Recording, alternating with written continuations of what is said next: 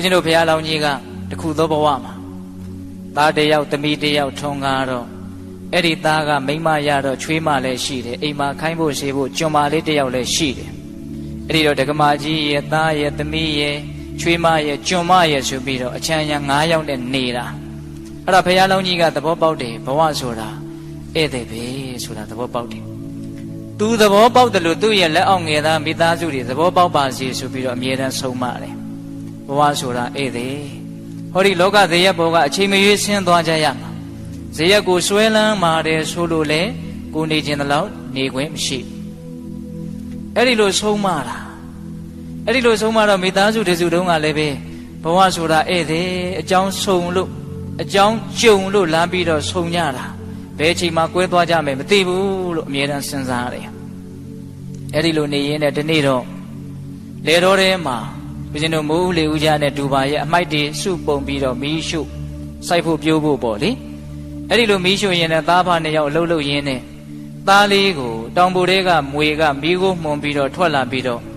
နောက်ကနေရုတ်တရက်ကိုက်လိုက်တာအဲ့ဒီနာကျင်ပွဲချင်းပြီးလဲပြီးတော့သေရှာတယ်အဲ့ဒီတော့ဘုရားလောင်းတကာကြီးကလေနီနာချင်းအိမ်ပြန်မဲ့လေနီနာချင်းကိုမှားတယ်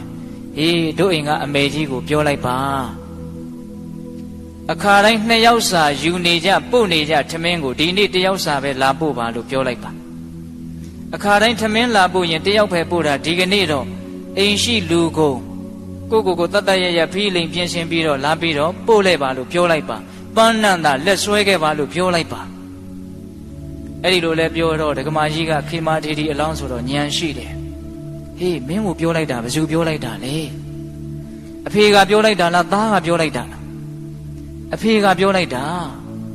ဩအဲ့လိုဆိုရင်ငါသားလေးတော့ဆုံးရှာပေါ့အိမ်ကနေသိတယ်2ယောက်စာထမင်းပို့နေကြ1ယောက်ပဲမှားတယ်ဆိုတော့1ယောက်မရှိတော့ဘူးပေါ့ဟုတ်လားအကုန်လုံးလာခဲ့ရမယ်ဆိုတော့နောက်ဆုံးခရီးကလေးမို့နှုတ်ဆက်တဲ့အနေပေါ့သဘောပေါက်တယ်နော်ဒကမာကြီးကအဲ့ဒါနဲ့အိမ်ရှိတဲ့လူတွေကိုကြိုက်ငါသားတော့သေးပြီဟဲ့သမီးမင်းအကိုတော့သေးပြီချွေးမကိုလည်းမင်းယောက်ျားတော့သေးပြီအေးတို့စဉ်းစားခဲ့တယ်ဘဝဆိုတာဧည့်သည်အခုအဲ့ဒီဧည့်သည်ကအရင်လက်ဥစွာဒီဇက်ဘောကဆင်းသွားပြီတို့ကိုနှုတ်တောင်ဆက်မသွားဘူးအဲ့ဒါနဲ့အိမ်ရှိလူကုန်ပန်းနန္တာလက်ဆွဲပြီးတော့လေတော်ကိုလိုက်တယ်ဟိုရောက်တော့ထင်တဲ့အတိုင်းပဲအဲ့ဒီမှာသားအလောင်းကိုစေးသေးကြည့်တမိသားစုလုံးမျက်ရည်တစ်ပေါင်းမှမကျဘူးစောစည်းစွာကြိုတင်ပြီးတော့သိမြင်ထားတဲ့အသိဉာဏ်တွေရဲ့ခွန်အားပေါ့နော်အေးမျက်ရည်မကျဘူးအဲ့ဒါကိုစုပုံပြီးတော့ထင်းကြောက်ကလေးတွေပါလေးတွေစုပြီးတော့သားအလောင်းကိုနေချင်းပြီးမီးရှို့တယ်တကြိုတယ်ဘေးမှာဘယ်ပိဋကမှာဖိတ်တယ်လို့လည်းမပါဘူးဟုတ်လားသာသနာ့ဘဆိုတော့ဘုန်းကြီးလည်းရှိဟန်မတူပါဘူးဘုန်းကြီးပင့်တယ်လို့လည်းမပါဘူးလေတော်ထဲမှာဒီတိုင်းသေးလို့ဒီတိုင်းပဲရှို့ပလိုက်တာပဲဒါပေမဲ့သူတို့ရဲ့စိတ်တန်တာမှာကုသိုလ်ဆိုတာကတော့ဖြစ်နေတယ်ကုသိုလ်ဆိုတာစိတ်ထဲမှာကောင်းတဲ့သဘောဖြစ်တာတဘာဝကျတဲ့သဘောဖြစ်တာကုသိုလ်ခေါ်တာမဟုတ်လားအေးသူတို့ရဲ့စိတ်ထဲမှာတော့အင်မတန်လေးနေတဲ့ကုသိုလ်တွေကတော့ဖြစ်နေတာအဲ့ဒီမှာဝိုင်းပြီးတော့သားရဲ့အလောင်းမီးတစ်ဖြက်လောင်ကျွမ်းသွားတာကိုဒီတိုင်းပဲဇိမ်ပြေနေပြေထိုင်ကြည့်နေတယ်ဘဝဆိုတာဒီတိုင်းပဲ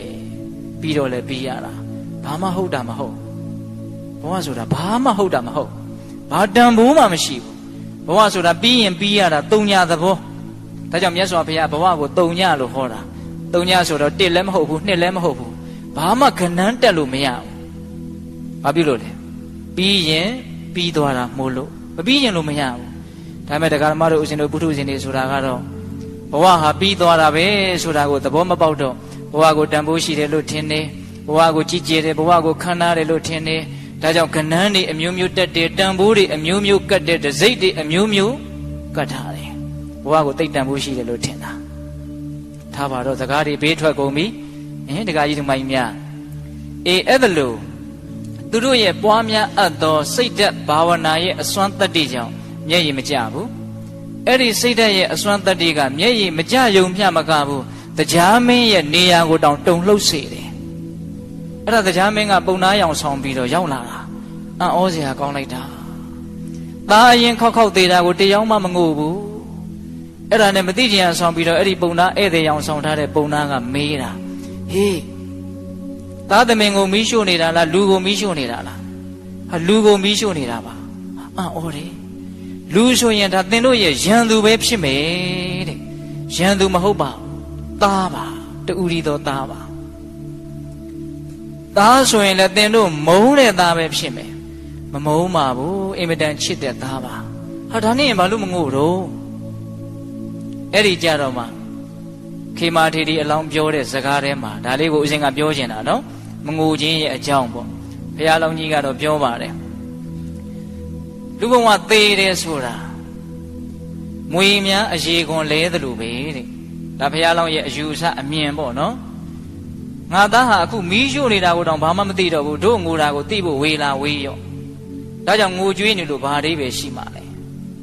မီးရှို့တာကိုတောင်မသိတဲ့လူတစ်ယောက်ရဲ့အနားမှာလာပြီးတော့ငိုမယ်ဆိုရင်ဘာအဓိပ္ပာယ်ရှိမလဲဘာမှအဓိပ္ပာယ်မရှိဘူးတကယ်လို့ငိုတာကိုသူကသိတယ်ဆိုရင်လည်းဩငါပေါ်မြစ်တာရှိရလို့တန်ရောစင်မကင်းကြလို့ငိုတာလို့သိတယ်ဆိုရင်လည်းငိုရတာကငိုရကျိုးနဲ့သေးတယ်လေခုကိုငိုတာကို तू သိလား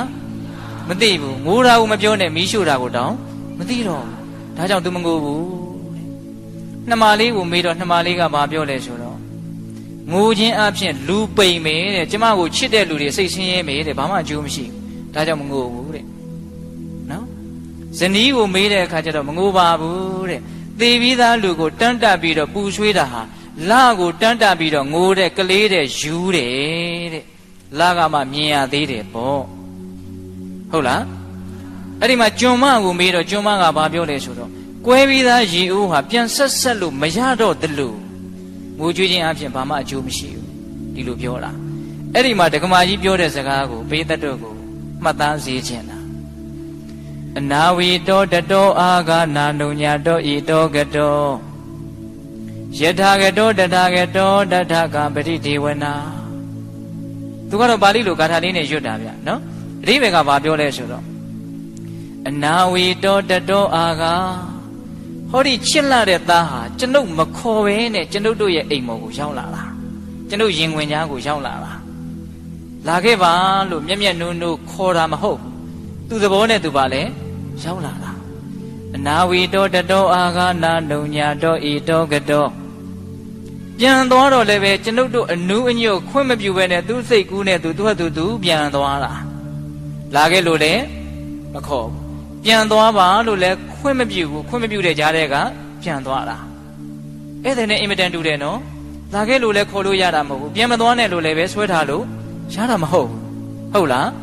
မခေါ်ဘဲနဲ့လာပြီးတော့စိတ်တိုင်းမကြဘဲနဲ့ပြန်ထွက်ခွာသွားတာအဲ့ဒါလို့လာခြင်းတို့လာပြီးတော့သွားခြင်းတို့သွားတဲ့ဒီလူသားတယောက်အတွက်ငိုကြွေးနေလို့ဘာကျိုးရှိမှလဲတဲ့ဒီစကားလေးပြောတာဒါကြောင့်ပေးသက်ပေါင်းသူတော်ကောင်းတို့တရားမင်းကြီးကတော့သူတို့ရဲ့အသိဉာဏ်တွေကိုပူဇော်သောအဖြစ်ယတနာမူတွေရွာသွန်းပေးသွားတယ်လို့ပြောတာပဲဟုတ်လားဒီတော့ဒကာဓမ္မတို့ဦးဇင်းတို့တွေကတော့အဲ့ဒီမိသားစုလူတွေနာရီမရခြင်းနေပါစေစိတ်နှလုံးရဲ့လွတ်လပ်မှုပေါ်ပါမှုအမြင်ကြီးမှုဉာဏ်ပညာကြီးမှုကိုရည်ရွယ်ပြီးတော့ရကျင်တဲ့စိတ်နဲ့ဘဝဆိုတာဧည့်သည်ပဲငါလည်းဘယ်ချိန်ထွက်ရမယ်မသိဘူးသူလည်းဘယ်ချိန်ထွက်သွားမယ်မသိဘူးတယောက်ယောက်ကတော့တယောက်ယောက်ကိုခွဲပြီးတော့သွားမှသိကြတယ်နော်ကိုယ်အိမ်ကလူတွေကိုကိုယ်အရင်ခွဲသွားစေခြင်းပါသလားဒကမာကြီးတွေကိုယ်အိမ်ကလူတွေကိုကိုယ်အရင်အိမ်ကနေထွက်သွားစေခြင်းပါသလားမသွားစေခြင်းဘယ်လိုလုပ်မလို့ကိုကအရင်ထွက်ဖို့ရှိတယ်ကိုယ်အိမ်ကလူတွေကိုကိုယ်အရင်ထွက်မသွားစေခြင်းဘူးဆိုရင်နီးတနည်းတော့ရှိတယ်နော်အဲ့ဒါဘယ်လိုလုပ်ရမလဲကိုကဟောအရင်ထွက်ချင်တာဟာအဲ့ဒီကပိုးပြီးတော့တောင်ကြိုက်เสียမကောင်းသေးတယ်အဲ့ဒါကြီးကပိုးတောင်ဆိုးသေးတယ်ဘဝမှာတစ်ခါတရံကောင်းတာရွေးချယ်စရာမရှိဘူးနော်အဆိုးကြီးနဲ့အဆိုးလေးပဲရွေးရတာကောင်းတာမပါဘူးကိုကထွက်သွားဖို့ဆိုတာလည်းပဲလုံးဝမကောင်းဘူးကိုရင်သူတို့ထွက်သွားဆိုတော့လေလုံးဝမကောင်းဘူးမကောင်းမေကြီးအဲ့ဒီမကောင်းတစ်ခုကတော့သေချာပေါက်ရွေးကိုရွေးရမယ်တခါကြီးဒီမိုက်များအေးဒါကြောင့်ဘဝဆိုတာဒုက္ခဆိုတာဒါပြောတာဒါအပေါ်ယံမရှိသေးတာနော်ဟုတ်လားဒါကြောင့်ကိုယ်အရင်သူတို့ထွက်ခြင်းထွက်မယ်သို့မဟုတ်ကိုကရင်သူတို့အရင်ထွက်ခြင်းထွက်မယ်သေချာတာကတော့အာလုံးသောတတ္တဝါတွေသည်ဧည့်သည်